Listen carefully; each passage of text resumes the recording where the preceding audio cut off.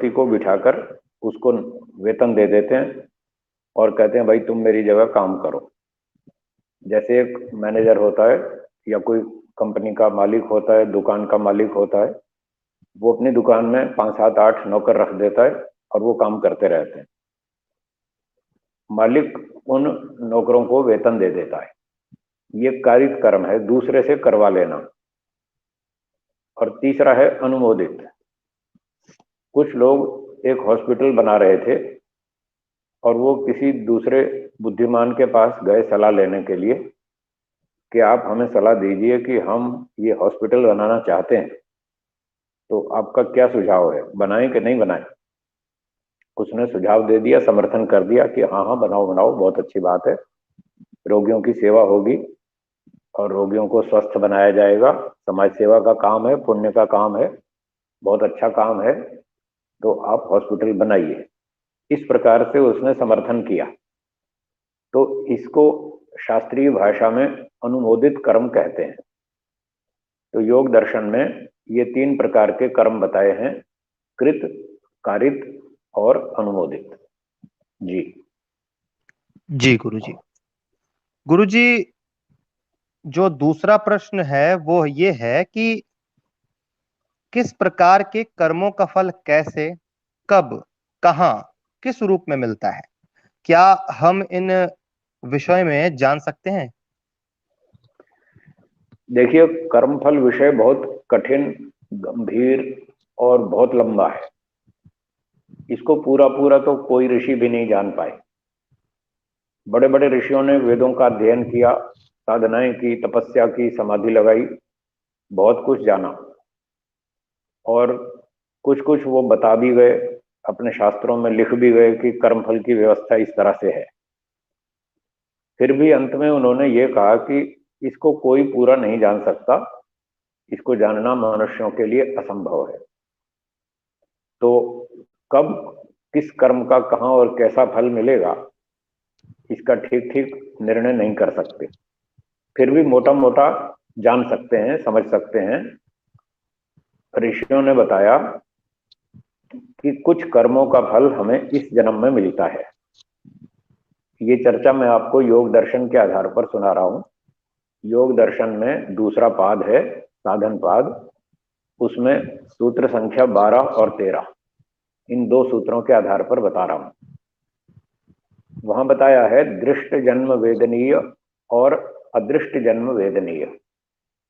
अर्थात कुछ कर्म ऐसे होते हैं जिनका फल हमें इसी जन्म में मिल जाता है, उसको बोलते हैं दृष्ट जन्म वेदनीय कर्माशय। और दूसरा होता है अदृष्ट जन्म वेदनीय कर्माशय। इसका अर्थ होता है कि ऐसे कर्म जिनका फल हमको अगले जन्मों में मिलेगा। दृष्ट मतलब जो दिख रहा है, अदृष्ट मतलब जो नहीं दिख रहा है। जो दिखने वाला वर्तमान जन्म है, इसमें जो फल मिलेगा वो दृष्ट कर्माशय है, दृष्ट फल वेदनीय है। तो कुछ कर्मों का फल हमें यहाँ इसी जन्म में मिल जाता है। जैसे कोई चोरी करते हैं और पकड़े जाते हैं तो उनको जेल हो जाती है। कोई डकैती करते हैं, लूटमार करते हैं, हत्याएं करते हैं, वो पकड़े जाते हैं तो इसी जन्म में उनको जेल हो जाती है, दंड मिल जाता है।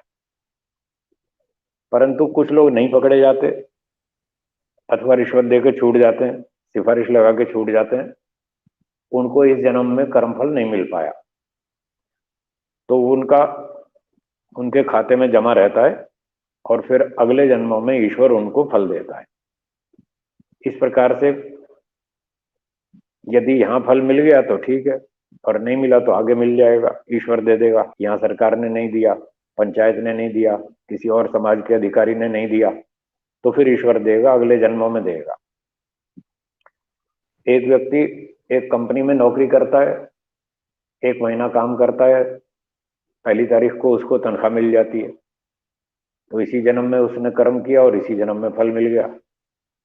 एक सैनिक है, वो देश की सीमा पर देश की रक्षा करता है, दुष्टों को रोकता है और उनको मार देता है, तो देश के लोग उससे सुरक्षित रहते हैं। तो उसको 26 जनवरी को इनाम मिलता है। आपने देखा होगा 26 जनवरी की परेड में राष्ट्रपति जी ऐसे बढ़िया सैनिकों को इनाम देते हैं। तो इस प्रकार से कुछ कर्मों का फल हमको इसी जन्म में यहाँ पर मिल जाता है, और जिन कर्मों का फल यहाँ नहीं मिल पाया, अच्छे भी कर्म किए थे, कुछ बुरे भी किए थे, जो भी किए थे, किसी सैनिक ने बहुत अच्छी सेवा की, हॉस्पिटल में डॉक्टर ने बहुत अच्छी चिकित्सा की, और उसको बस थोड़ा बहुत खाना पीना खर्चा मिलता रहा, बड़ा पूरा फल यहाँ नहीं मिला, तो उसका फल जमा रहेगा और अगले जन्मों में ईश्वर उसको फल दे देगा। तो इस तरह से ये सिद्धांत है। अब किस रूप में मिलता है वो 13वें सूत्र में बताया है कि इस जन्म के कर्मों का फल कहीं धन के रूप में, जो सरकार, राजा और कंपनी के अधिकारी लोग होते हैं वो दे देते हैं वेतन के रूप में, कहीं सम्मान के रूप में, कहीं पुरस्कार के रूप में, कहीं कुछ रूप में। और जो हम व्यायाम करते हैं, इसी जन्म में हमारी आयु बढ़ जाती है, शक्ति बढ़ जाती है, जीवन काल अच्छा हो जाता है, स्वस्थ हो जाता है, व्यक्ति सुखी रहता है। तो ये फल है जो हमें आयु और भोग के रूप में इसी जन्म में मिलता है। और जो कर्म बच गए, जिनका फल इस जन्म में अभी नहीं मिल पाया, उनका फिर अगले जन्म में जाति, आयु और भोग, ये 3 तरह से कर्मों का फल मिलता है। जाति का मतलब है जन्म अर्थात शरीर, मनुष्य, पशु, पक्षी, कीड़ा मकोड़ा, वृक्ष, वनस्पति, समुद्री जीव, जंगली जानवर, शेर, भेड़िया, हाथी, बंदर आदि, ये जाति शब्द का अर्थ है। जाति जन्म से लेकर मृत्यु तक बदलती नहीं है, एक ही रहती है। तो बिल्ली जो बन गई वो मरते दम तक बिल्ली ही रहेगी, बीच में उसको तोड़ मरोड़ के उल्लू नहीं बना सकते, कुत्ता नहीं बना सकते, उस जन्म में तो बिल्ली ही रहेगी। ये है जाति। आयु का मतलब जितना उसको जीने का समय मिला है। बिल्ली 2 साल, 4 साल, 5 साल जिएगी, कुत्ता 10 साल जी लेगा, गाय 15-20 साल जी लेगी, मनुष्य 70-80 साल, 90 साल जी लेगा। तो वो जीने का समय, वो उसकी आयु है। और जो खाना पीना उसके साधन उसको मिलते हैं रहने आदि के, वो सारा भोग कहलाता है। तो अगले जन्म में जो कर्मों का फल मिलेगा वो जाति, आयु, भोग के रूप में मिलेगा। जी जी गुरुजी। तो गुरुजी फिर क्या जो कुछ कर्म संसार में हो रहा है, जो हुआ हम्म है और जो होने वाला है, वह सब ईश्वर की इच्छा अनुसार, ईश्वर की ही लीला है, अर्थात ईश्वर ही कर रहा है, जीव नहीं। यह मान्यता ठीक है गुरुजी या फिर गड़बड़ है? नहीं, ये गड़बड़ है। जो कुछ भी हो रहा है वो ईश्वर कर रहा है, ये बात गड़बड़ है। ईश्वर नहीं कर रहा है। अच्छा चलिए, मैं आप ही से पूछता हूँ, आप बताइए, ईश्वर को आप कैसा मानते हैं, अच्छा या बुरा? अच्छा। अच्छा। तो ईश्वर का विचार अच्छा है, उसका उद्देश्य अच्छा है, उसका स्वभाव अच्छा है, वो दयालु है, न्यायकारी है। जो अच्छा व्यक्ति है, क्या वो ये चाहेगा कि दूसरे लोग घोटाले करें, चोरी करें, डकैती करें, हत्या करें, अपहरण करें, बैंक डकैती करें? वो ऐसा नहीं चाहेगा।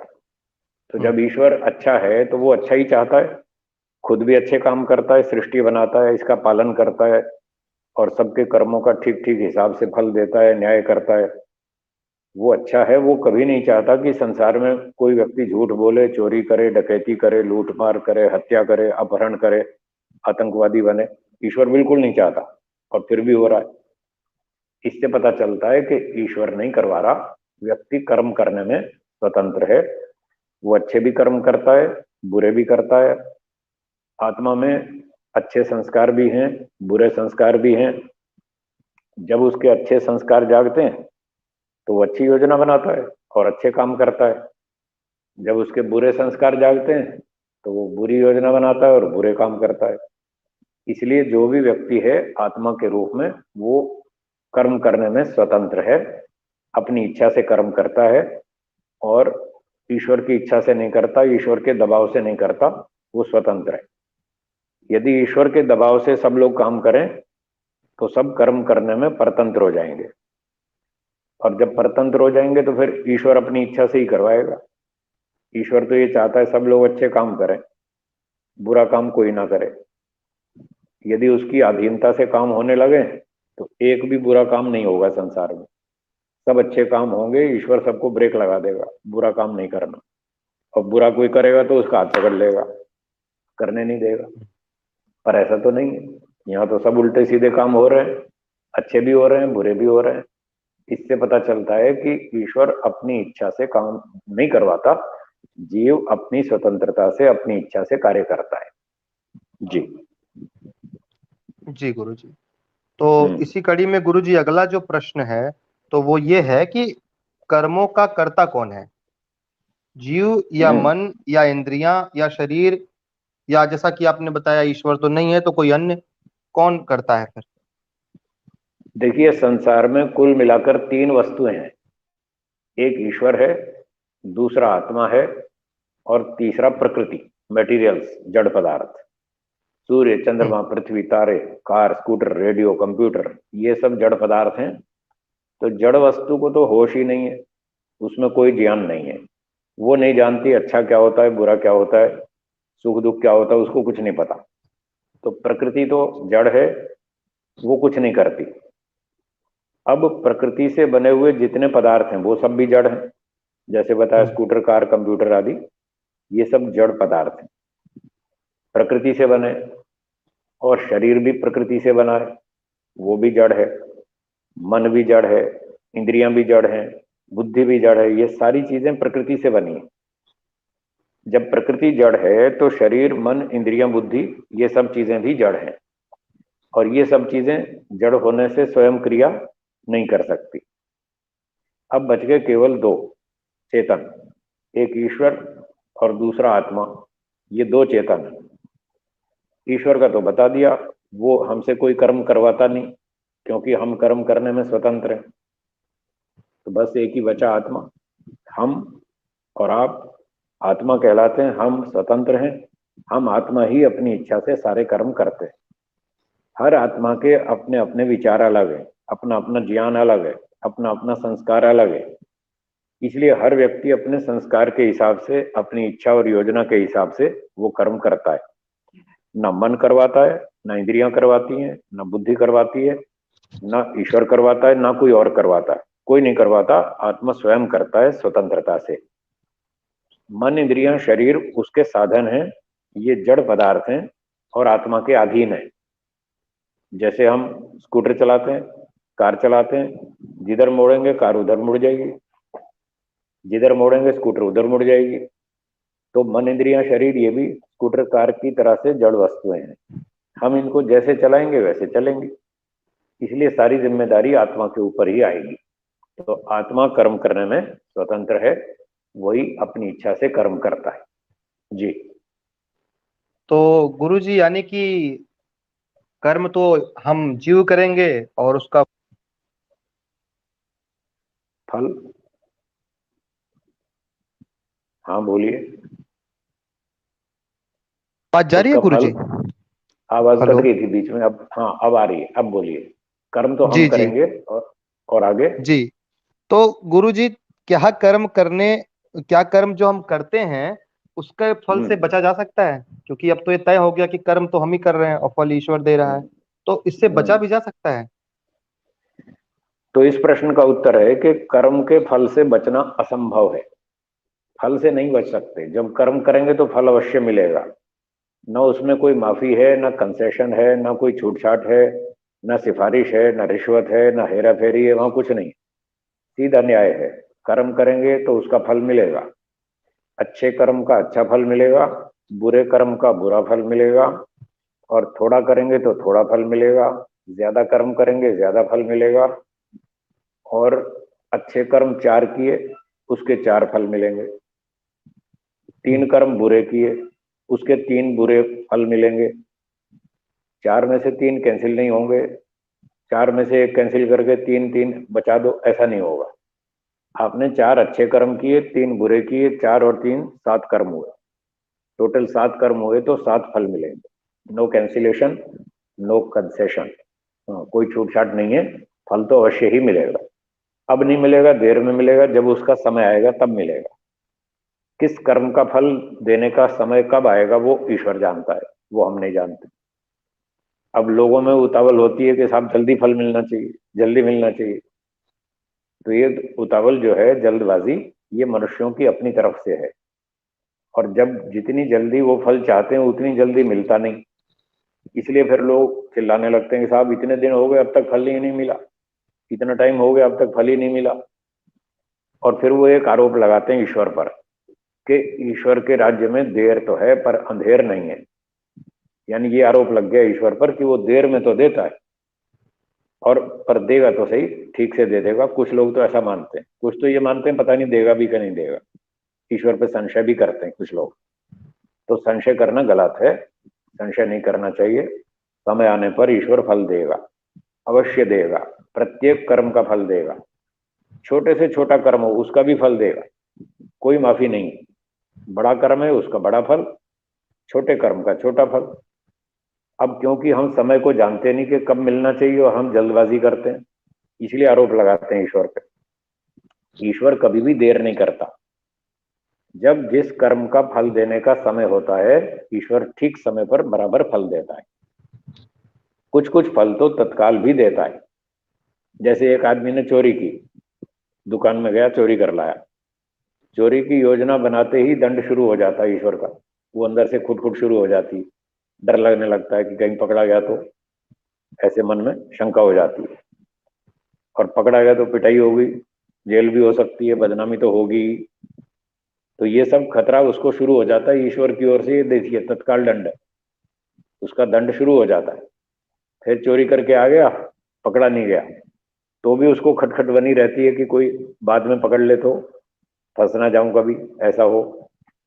तो ये दंड तो उसको मिलता ही रहता है। और जब तक वो उसका हिसाब किताब पूरा निपट नहीं जाएगा तब तक वो टेंशन में रहेगा। मैंने चोरी की है, मैंने रिश्वत ली है, मैंने घोटाला किया है, मैंने हेरा फेरी की है।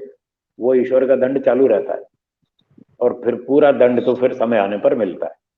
इसलिए समय आने पर दंड मिलेगा, उसमें जल्दबाजी नहीं करनी चाहिए और ईश्वर पे दोष नहीं लगाना चाहिए। और ये भी नहीं समझना चाहिए कि हम फल से बच जाएंगे, बिल्कुल नहीं बचेंगे। पूरा पूरा दंड मिलेगा, बुरे कर्म का बुरा फल और अच्छे कर्म का अच्छा फल। इस पर पूरा विश्वास रखना चाहिए। जी। जी गुरुजी, तो आपने बताया कि जीव कर्म करने में स्वतंत्र है और हम्म। कर्म फल भोगने में प्रतंत्र है, तो ऐसा क्यों है गुरुजी? ये तो ईश्वर की व्यवस्था है, न्याय की व्यवस्था है। विद्यार्थी स्कूल में जाता है परीक्षा देने और 3 घंटे की परीक्षा है, बोर्ड का एग्जाम है, 12वीं कक्षा की परीक्षा है। 3 घंटे उसको प्रश्न पत्र मिल गया, उत्तर पत्र मिल गया, लो भाई उत्तर लिखो। अब वो 3 घंटे तक उत्तर लिखने में स्वतंत्र है, ये परीक्षा का नियम है। अब वो 3 घंटे में कुछ भी लिखे, परीक्षक उसको नहीं रोक सकता, उसका हाथ नहीं पकड़ सकता, उसको टोक नहीं सकता, उसको बता भी नहीं सकता कि तुम गलत लिख रहे हो, ठीक कर लो, इतना भी नहीं बता सकता। पर जब 3 घंटा पूरा हो जाएगा फिर उसकी आंसर शीट ले ली जाएगी। अब वो कुछ नहीं कर सकता, अब नंबर मिलेंगे। तो परीक्षा का नियम ही है, फल भोगने में परतंत्र है वो। तो जैसा उसने प्रश्नों का उत्तर लिखा है उसी आधार पर उसको नंबर मिलेंगे। तो ये नियम है परीक्षा का। ऐसे ही हम जो संसार में जीवन जी रहे हैं ये भी परीक्षा है। ईश्वर हमारा परीक्षक है, हम परीक्षार्थी हैं, परीक्षा दे रहे हैं। 24 घंटे परीक्षा चलती है, 365 दिन चलती है। ईश्वर 24 घंटे हमको चेक करता रहता है, कहाँ गड़बड़ कर रहा है, कहाँ ठीक कर रहा है।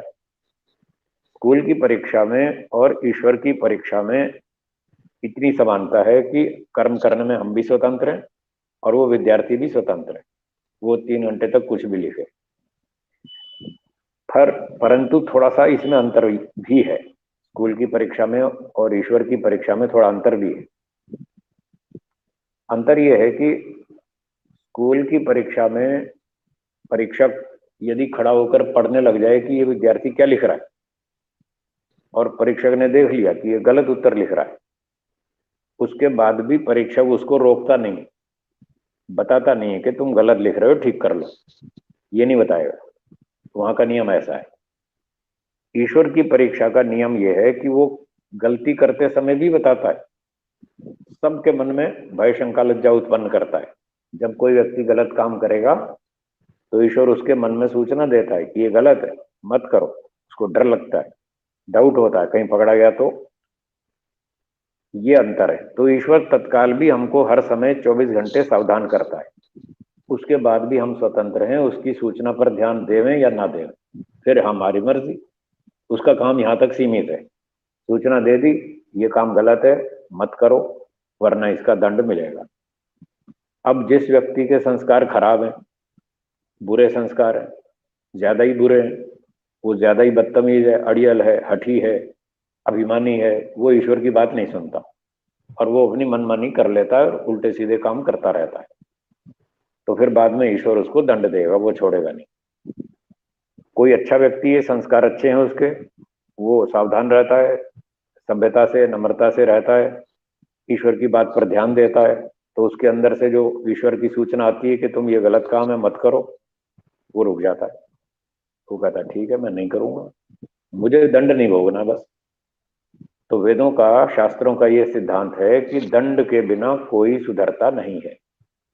अब जो व्यक्ति दंड को याद रखता है वो गलती को रुक जाता है, गलती नहीं करता है, क्योंकि दंड भोगना नहीं चाहता वो। और जो लापरवाह होता है, असभ्य होता है और उसको दंड को ध्यान में नहीं रखता, भूल जाता है और यूं उड़ा देता है हवा में, किसने देखा है कल क्या होगा, किसने देखा अगला जन्म, ये सब फालतू बातें छोड़ो ना। ना खाओ पियो, मजा करो, लूटो, डकैती करो, जो मर्जी करो, कोई फर्क नहीं पड़ता। इस तरह से सोचकर बोलकर जो उड़ा देता है बात को, ईश्वर की बात को ध्यान नहीं देता, वो असभ्यता के काम करता रहता है और बाद में फिर दंड भोगता है। तो ये व्यवस्था है, दंड से बच नहीं सकते किसी भी तरह से, वो समय आने पर भोगना ही पड़ेगा फल। जी जी। एक बार मैं दर्शकों से पुनः फिर निवेदन करूंगा कि इस लाइव को शेयर कर दीजिए, क्योंकि आज विषय बहुत महत्वपूर्ण चल रहा है। तो गुरु जी, इतना सुनने के बाद भी एक हम्म। आम व्यक्ति में एक फिर से ये प्रश्न आता है कि फिर कर्मों का फल कब मिलता है? तो जैसा बताया था, मैं फिर दोहरा देता हूँ, कुछ कर्मों का फल इसी जन्म में मिलता है और कुछ कर्मों का फल अगले जन्मों में मिलता है, कुछ कर्मों का फल दूसरे में, तीसरे में, चौथे में, पांचवें में, 10वें जन्म में, और कुछ कर्म ऐसे हैं जिनका फल मोक्ष में मिलता है। दो प्रकार के एक अलग दृष्टिकोण से कर्म बताए जाते हैं, एक सकाम कर्म और दूसरे निष्काम कर्म। सकाम कर्मों का फल वो था जाति आयु भोग, वो तो हमें संसार में मिल जाता है, लेकिन जो निष्काम कर्म होते हैं उनका फल मोक्ष में मिलता है। तो जो मोक्ष प्राप्ति की भावना से कर्म करता है उसको निष्काम कर्म कहते हैं। फल की भावना तो सदा रहेगी, बिना फल की इच्छा के कोई कर्म कर ही नहीं सकता। जब भी कोई व्यक्ति कर्म करेगा, मन में कुछ ना कुछ तो इच्छा रहेगी कि मैं जो कर्म कर रहा हूं इसके बदले में मुझे या तो धन मिले, सम्मान मिले, प्रतिष्ठा मिले, कोई पद मिले, कोई प्रसिद्धि मिले, कोई मेडल मिले, या फिर मोक्ष मिले, कुछ तो मिलना चाहिए ना। ऐसे कुछ भी नहीं मिलेगा तो मैं काम क्यों करूंगा, फालतू थोड़ी बैठा हूं। कोई फालतू में काम नहीं करता है, वो काम करने से पहले ये सोचता है मुझे इसके बदले में क्या मिलेगा। अब हर एक की रुचि अपनी अलग अलग होती है। किसी को मोक्ष की इच्छा है तो वो मोक्ष के उद्देश्य से काम करता है, सेवा करता है, प्रचार करता है, विद्या पढ़ाता है, परोपकार के काम करता है, दान देता है। तो जो इस मोक्ष प्राप्ति की भावना से कर्म करता है उसको मोक्ष में फल मिलता है, आनंद मिलता है ईश्वर का, उसका वो फल है। और जो धन सम्मान की इच्छा से करता है कि मुझे धन चाहिए, सम्मान चाहिए, पद प्रतिष्ठा चाहिए, मैं इसका सुख लेना चाहता हूँ, संसार का सुख लेना चाहता हूँ, उसको सकाम कर्म कहते हैं। तो जो इस भावना से करता है उसको ईश्वर यही फल दे देता है। वो कहता है जी ठीक है, मुझे अगला जन्म चाहिए, बढ़िया चाहिए, ईश्वर का तल लो, जैसा चाहिए वैसा लो। मोक्ष चाहिए तो मोक्ष देंगे, संसार का सुख चाहिए वो देंगे। अब ये तो हर एक की अपनी अपनी समझ है, जिसको जैसा ठीक लगता है वो उस तरह से काम करता है और उस भावना से करता है, फिर ईश्वर उसको वैसा फल देता है। तो ये सकाम और निष्काम का अंतर भी समझ लेना चाहिए। सांसारिक सुख उद्देश्य से जो कर्म किया जाता है वो सकाम है, मोक्ष के सुख की प्राप्ति के उद्देश्य से जो किया जाता है वो निष्काम है। तो इस प्रकार से कुछ कर्मों का फल हमको यही मिल जाएगा इसी जन्म में, और कुछ का फल हमको अगले जन्मों में मिलेगा, दूसरे, तीसरे, पांचवें, 10वें जन्म में, जब उसका समय आएगा। और बचे हुए निष्काम कर्मों का फल मोक्ष में मिलेगा। जी।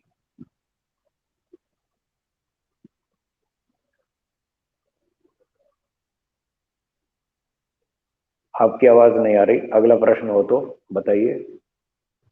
जी, आवाज जा रही है गुरु जी? हाँ अब आ रही है, बोलिए। हाँ। मैंने कहा गुरुजी, जैसा कि आपने अभी बताया था थोड़ी देर पहले कि एक व्यक्ति चोरी करने जाता है तो मन में सोच ही लेता है, तो उसके कर्मों का जो है फल उसे मिलने लगता है। तो मेरा ठीक है। अगला प्रश्न यही था कि मानसिक, वाचनिक तथा शारीरिक कर्मों का फल समान रूप से मिलता है गुरुजी, या फिर न्यूनाधिक मिलता है? हाँ, मानसिक, वाचनिक और शारीरिक कर्म जो होते हैं, इनका फल अलग अलग प्रकार का होता है, कम अधिक होता है, एक जैसा नहीं होता। एक व्यक्ति मन में सोचता है कि मैं चोरी कर लूंगा, आज शाम को दुकान में जाऊंगा 7 बजे, दुकानदार की नजर बचा के आज फलानी सी वस्तु चुरा के लाऊंगा, ऐसा मन में योजना बना लिया उसने। तो ये मानसिक कर्म हो गया, इसका अब उसको दंड मिलेगा। पर उसने बताया नहीं किसी को, वाणी से नहीं बताया कि मैं चोरी करूंगा, सिर्फ उसको ही पता है और किसी को नहीं पता। या तो ईश्वर को पता है, वो तो हमारे अंदर बैठा ही है, वो जानता है, और वो व्यक्ति जानता है जिसने योजना बनाई मानसिक कर्म की।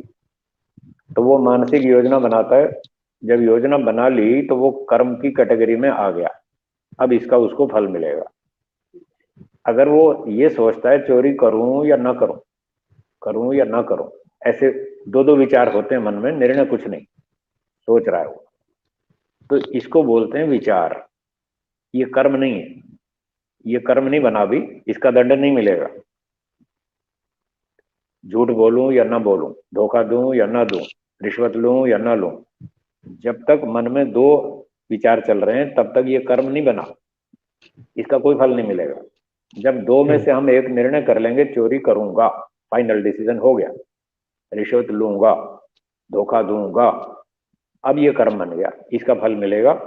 वो मानसिक कर्मों का फल मानसिक रूप से मिलता है, ऐसा महर्षि मनु जी ने लिखा है मनुस्मृति में।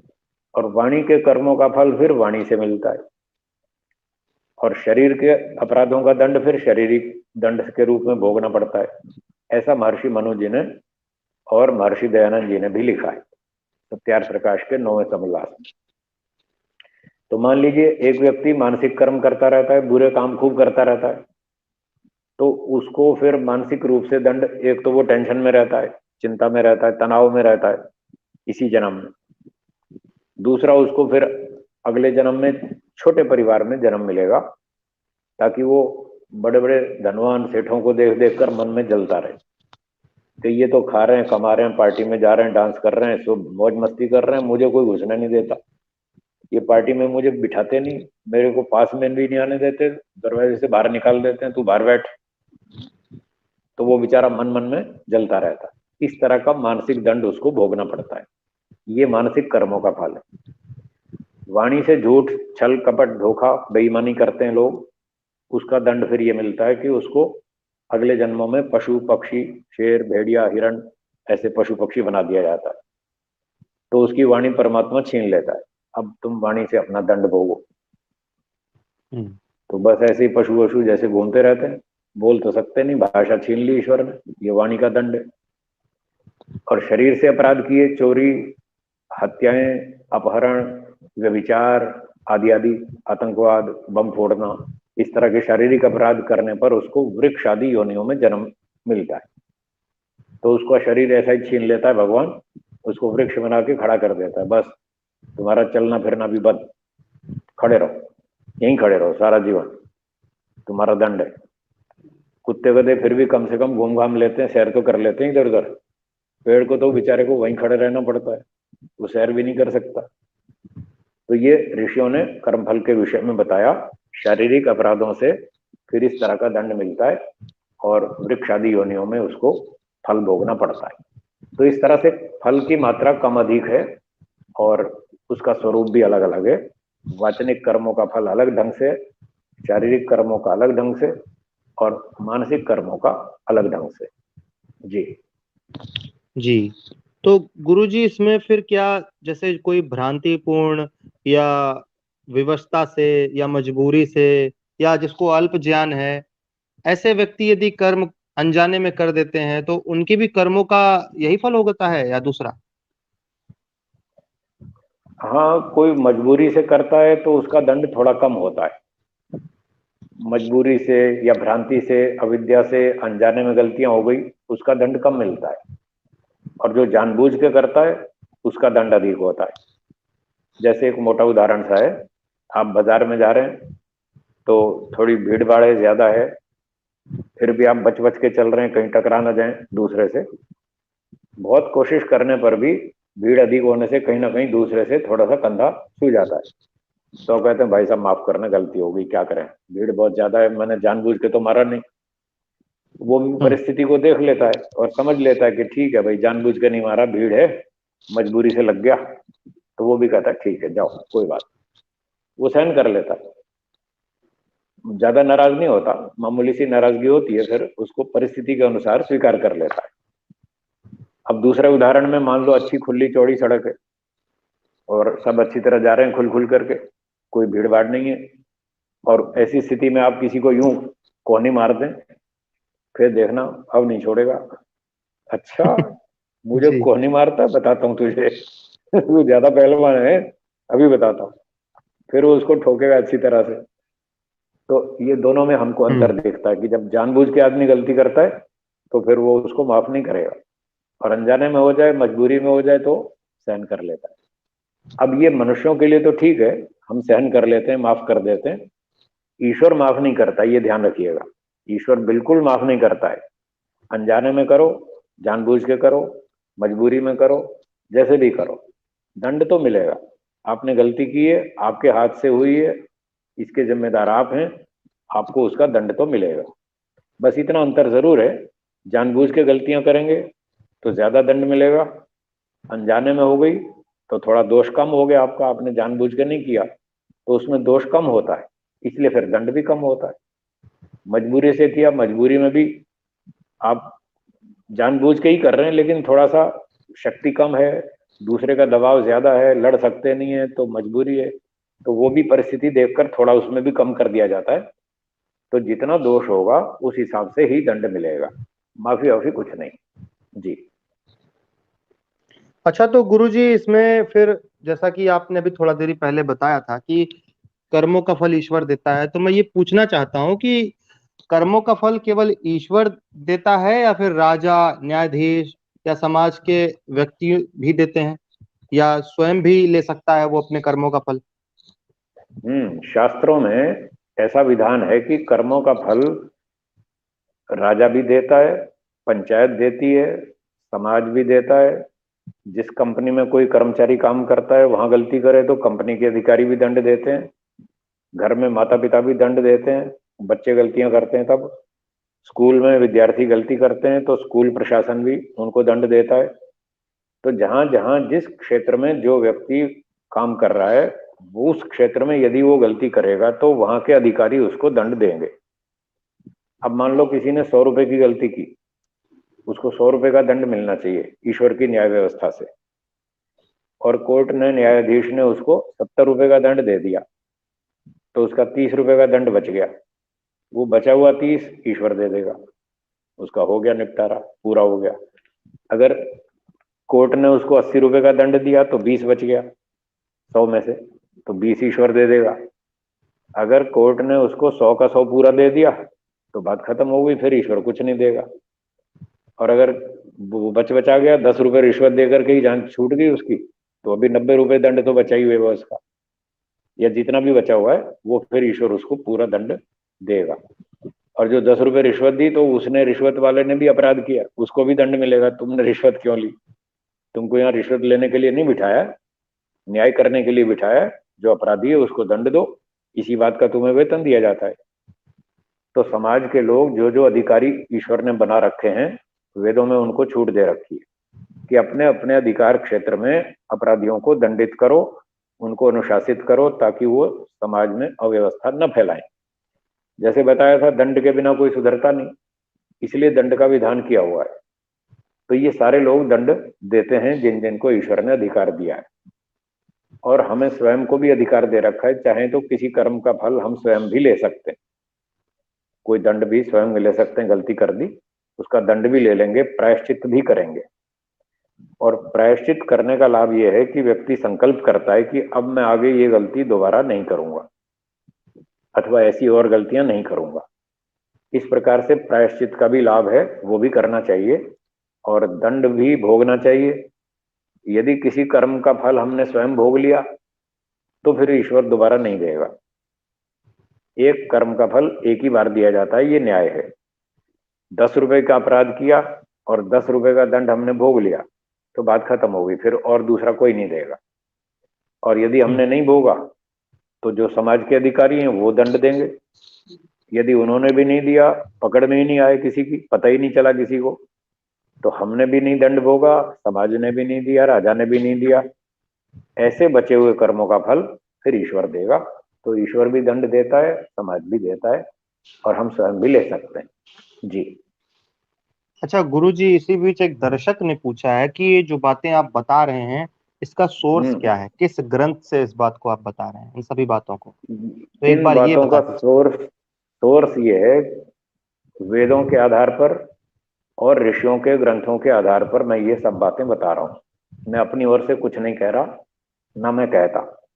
मैंने शास्त्र पढ़े हैं। मैं 40-45 साल से इन शास्त्रों को पढ़ता हूँ, पढ़ाता हूँ, देश भर में घूमता हूँ। वेद प्रचार करना मेरा काम है, बचपन से मैं ये काम कर रहा हूँ। और अच्छे योग्य विद्वानों से, गुरुजनों से मैंने ये सारे शास्त्र पढ़े हैं। 6 दर्शन पढ़े हैं, 11 उपनिषद पढ़े हैं, मनुस्मृति, सत्यार्थ प्रकाश और महर्षि दयानंद जी के ग्रंथ पढ़े हैं, वेद भाष्य पढ़ा है महर्षि दयानंद जी का। और इन्हीं शास्त्रों को मैं पढ़ाता हूँ और इन्हीं ऋषियों के ग्रंथों को प्रामाणिक मानता हूँ। उन्हीं ग्रंथों के आधार पर मैं ये सारी बातें कह रहा हूँ। मैं अल्पज्ञ हूँ, मैं गलती कर सकता हूँ, इसलिए मैं अपनी बात कहता ही नहीं। मैं पक्की प्रामाणिक बात कहता हूँ जिसमें गलती नहीं है। इसलिए मेरी बातों को आप पूरे ध्यान से सुने, इन पर मनन करें और इन शास्त्रों का अध्ययन आप लोग भी करें। तो आपको ये सारी बातें कंफर्म हो जाएंगी कि मैंने जो कहा वो ठीक कहा। और आपकी इच्छा हो तो लाभ उठाएं, ना हो तो आपकी मर्जी, जबरदस्ती कुछ नहीं। जी। जी। अच्छा गुरुजी, काफी युवा इस हमारे साथ जुड़े रहते हैं, तो जो ये 15 या 18 साल की उम्र से कम आयु के लोग हैं, बच्चे हैं, हम्म। और अपने से हम्म। बड़ों की बात वो नहीं मानते, शिक्षकों की बात वो नहीं मानते हैं, उनकी अवज्ञा हम्म। कर देते हैं, तो ऐसों के हम्म। लिए क्या कर्म फल है? कर्म का फल तो मिलेगा, छोटे बच्चों को भी मिलेगा। 5 साल से ऊपर, अब 5 साल से छोटा तो चलो मान लेते हैं बुद्धि कम है, तो वो तो खेलता कूदता है और धीरे धीरे सीखता रहता है। जब 5 साल की उम्र में स्कूल जाने लगता है तो उसका बुद्धि का विकास शुरू हो जाता है और फिर उस पर जिम्मेदारी बढ़ती जाती है। जैसे अभी हम बात कर रहे थे कि अनजाने में गलती की, दंड तो उसका भी मिलेगा, माफी कुछ नहीं है। 3 साल का बच्चा भी चप्पल उठा के मकोड़े मारता है ना, जब पीट पीट के, उसका भी दंड मिलता है। हाँ, ये नहीं समझना कि वो तो बच्चा है, अबोध है, उसको क्या दंड मिलेगा। उसको भी हम्म। मिलेगा। उसने अनजाने में गलती की है, दंड तो मिलेगा। फिर माता पिता उसको सिखाते हैं, नहीं बेटा, मकोड़े को नहीं मारना, चींटी को नहीं मारना, इसको नहीं मारना, किसी को नहीं मारना, कुत्ता है उसके साथ खेलो, आदि आदि, बिल्ली के साथ खेलो, खेलना ठीक है पर उसको दुख नहीं देना, अन्याय नहीं करना, उसको परेशान नहीं करना। तो इस तरह से जैसे जैसे बच्चा बड़ा होता जाता है तो 5 साल से ऊपर उम्र होने पर वो समझने लगता है। उम्र के हिसाब से उसकी जानकारी बढ़ती है, जिम्मेदारी बढ़ती है। 12-14 साल का हो गया, 15 का हो गया, तो वो उसकी अकल थोड़ी अच्छी विकसित हो जाती है। तो फिर वो जब गलती करता है और बताने पर भी नहीं मानता, समझाने पर भी नहीं मानता, तो वो दोषी है, उसको भी दंड मिलेगा। माता पिता देंगे तो ठीक, और माता पिता ने नहीं दिया तो स्कूल में टीचरों के सामने गड़बड़ की तो टीचर लोग उसको दंड देंगे, प्रिंसिपल साहब दंड देंगे। तो जहां भी गलती करेगा वो अधिकारी, वहां के लोग उसको दंड देंगे। अब यदि वो बदतमीजी करता है, ज्यादा उछलता है, जैसे कि विदेशों में हम सुनते रहते हैं कि वहां 12-14-15 साल के जो बच्चे हैं वो अपनी मनमानी बहुत करते हैं, और वहां की सरकार के कानून भी ऐसे हैं कि आप बच्चे को डांट नहीं सकते, थप्पड़ नहीं मार सकते, उसको दंड नहीं दे सकते। बताते हैं अमेरिका में कोई 12-14 साल के बच्चे को थप्पड़ मार दे बाप, तो उसका पड़ोसी टेलीफोन कर देता है पुलिस में, पुलिस आके उसको बाप को पकड़ के ले जाती है जेल में। तो वहां ऐसे गलत से कानून बना रखे हैं, वो ठीक नहीं। अब उन्हीं की नकल भारत में भी हो रही है, वो गलत। दंड सबको मिलना चाहिए, छोटा बच्चा हो चाहे बड़ा हो, चाहे जवान हो चाहे बूढ़ा हो। उम्र कोई कारण नहीं है किसी की माफी का। हाँ, ज्ञान का स्तर थोड़ा बहुत कारण माना जाएगा। जिसका ज्ञान कम है तो उसको दंड थोड़ा कम मिलेगा, लेकिन ज्ञान अधिक है, जानता है, सब कुछ समझता है और फिर गलती करता है तो उतना दंड अधिक मिलेगा। तो इसलिए दंड तो देना ही चाहिए। हाँ, दंड के स्वरूप अलग अलग हो सकते हैं। जैसे हमारे शास्त्रों में यह भी बताया कि जो 5 साल से कम उम्र के बच्चे हैं, छोटे, 2 साल के, 3 साल के, 4 साल, उनको शारीरिक दंड नहीं देना चाहिए। यानी थप्पड़ नहीं मारना, उसको पिटाई नहीं करनी, डंडा नहीं मारना 5 साल से कम उम्र के बच्चे को। उसका मन मस्तिष्क कोमल होता है, अगर उसकी पिटाई करी तो उसके दिमाग पे गलत असर होता है उसका, और वो उसके अंदर वो जमा होता रहता है द्वेष, कि मेरे को इस आदमी ने पीटा था, वो अंदर जमा होता रहता है। फिर वो बड़ा होकर के बदला लेगा तो उसका विकास ठीक नहीं होगा, बिगड़ जाएगा। इसलिए हमारे शास्त्रों में बताया, पंचवर्षाणी लालयेत, 5 साल तक बच्चे को प्रेम से चलाओ, पिटाई नहीं करना। 10 वर्षाणी ताड़येत, फिर 10 साल यानी छठे वर्ष से 15 वर्ष की आयु तक, जिसको आप आधा टीन एज हो जाती है 15 तक, तो 5 से 15 तक 10 साल में उसको प्रेम से समझाओ, 2 बार समझाइए, नहीं माने तो फिर डांट लगाइए, और डांट से भी नहीं माने फिर थप्पड़ लगाओ।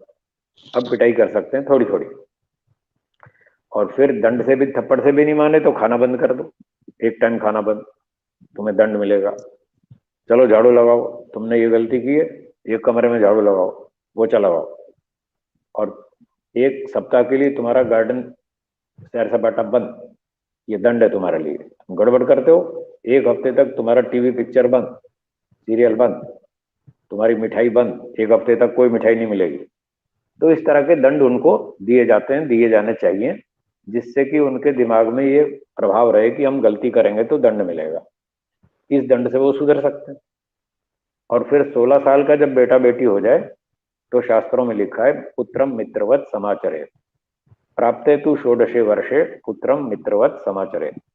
जब बेटा बेटी 16 साल के हो जाएं तो फिर उसको मित्र के समान व्यवहार करना चाहिए, फिर थप्पड़ मारना बंद, मारपीट बंद। अब मित्र को जैसे सुझाव देते हैं, सलाह देते हैं, ऐसे सलाह दो और उससे काम चलाओ, और वो फिर सवाल उठाएगा, वो कहेगा मेरी भी बुद्धि आ गई है, मैं पूछूंगा मैं क्यों करूं ये काम। आप कहेंगे संध्या करो, वो कहेगा मैं क्यों करूं। आप कहेंगे हवन करो, वो कहेगा मैं क्यों करूं। तो उसकी क्यों का जवाब देना है।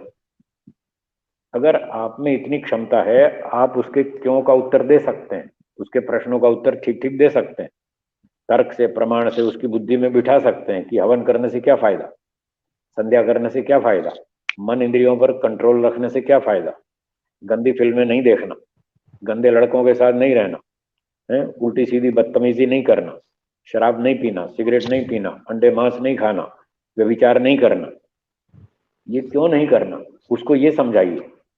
अगर आप समझाने में सफल हो गए कि इन बुरे कर्मों का दंड ये मिलेगा, आप थोड़े दिनों में नपुंसक हो जाएंगे, फिर आप रोते रहेंगे सारी जिंदगी, शरीर खोखला हो जाएगा, हड्डियां बेकार हो जाएंगी, काम नहीं करेगा, एक एक अंग में दर्द होगा और अंधेरा छाएगा। 30 35 40 साल में बूढ़े हो जाओगे, आंखें काम नहीं करेंगी, चक्कर आएंगे, क्या करोगे, ये कोई लाइफ है क्या, ऐसे जीना चाहते हो, आदि आदि। उसको इस तरह से उसकी हानियां बताएं तो उसकी समझ में आएगी बात, और वो रुक जाएगा और वो गलतियां नहीं करेगा। और ब्रह्मचर्य का पालन करो, संयम से रहो, ईश्वर का ध्यान करो, हवन करो, स्वाध्याय करो, सत्संग करो, अच्छे लोगों के साथ बैठो उठो, अच्छी बात करो, परोपकार के काम करो, समाज सेवा करो। देश में कितने गरीब लोग हैं, रोगी हैं, अनाथ हैं, कमजोर हैं, विकलांग हैं, उनकी मदद करो। देखो कितना आनंद मिलेगा आपको, पुण्य भी मिलेगा। आपको भगवान ने संपत्ति दी है, शरीर स्वस्थ बलवान दिया है, सारे साधन है, उन बेचारे के पास कुछ साधन नहीं है, जाके उनकी मदद करो। इस तरह उनको अच्छे अच्छे काम सिखाए जाएं तो उनकी शक्ति क्रिएटिव वर्क में लगेगी, निर्माण के कार्यों में लगेगी, उनका भी भला होगा, देश का भी भला होगा, और गरीब का भी भला होगा, सबकी उन्नति होगी, सबको सुख मिलेगा। इस प्रकार से बच्चों को कंट्रोल करना चाहिए जी। अच्छा गुरुजी, तो फिर सबसे बड़ा प्रश्न जो मुझे ऐसा लगता है कि बहुत लोग करते रहते हैं, जब उन्हें हम्म। कर्म फल के बारे में बताइए तो वो यही कहते हैं कि छोटी बच्चियों के साथ दुष्कर्म हो रहा है, छोटे बच्चों के को पकड़ करके उनके अंगों को काट लिया जा रहा है, भीख मंगवाया जा रहा है, आदि ऐसी बहुत सारी चीजें आज समाज में हो रही है, तो इनके जी। विरुद्ध भगवान कुछ क्यों नहीं करता है? क्या उसे दिखाई नहीं दे रहा है? और उन बच्चों का क्या दोष है, क्या अपराध है जो उनको इस चीज का दंड मिल रहा है? ठीक है, तो आपने ये पूछा कि जो छोटे छोटे बच्चे हैं उन पर अत्याचार होता है, ऐसा क्यों होता है, भगवान क्यों नहीं रोकता उनको? तो थोड़ी देर पहले मैंने बताया था कि आत्मा कर्म करने में स्वतंत्र है, और ये जीवन परीक्षा है। हम सब परीक्षा दे रहे हैं, ईश्वर हमारा परीक्षक है। जैसे स्कूल की परीक्षा में विद्यार्थी गलत उत्तर लिखे तो परीक्षक उसका हाथ नहीं पकड़ सकता, उसको रोक नहीं सकता, वो जो मर्जी लिखे।